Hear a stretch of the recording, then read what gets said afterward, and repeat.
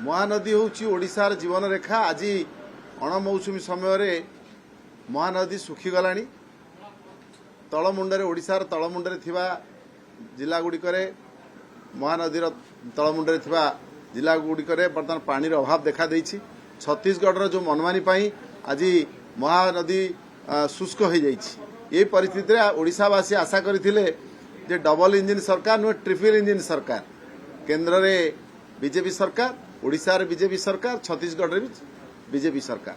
Triple engine सरकार रे महानदीर विवादर स्थायी समाधान हबो।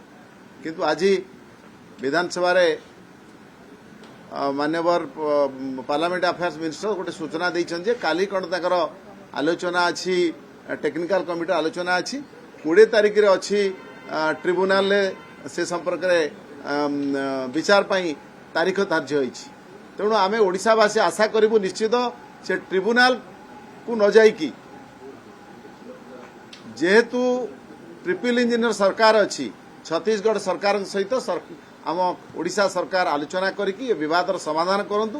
ओडिशावासी के न्याय दिंतु। महानदी रे अणमौसुमी समय पानी आसबार सुजोग सृष्टि हो ये दाबी हो ओडिशावासी। तेणु आमको आउ न भूतईकी ओडिशावासी को महानदी रे पानी छाड़िबा पई आमे दाबी करिबु।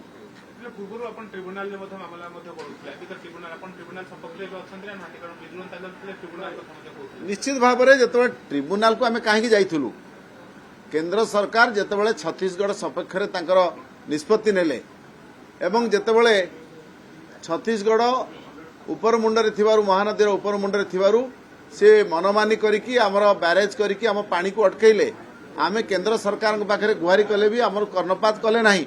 आमे बाध्य होइकी ट्रिब्यूनल को जाइलु।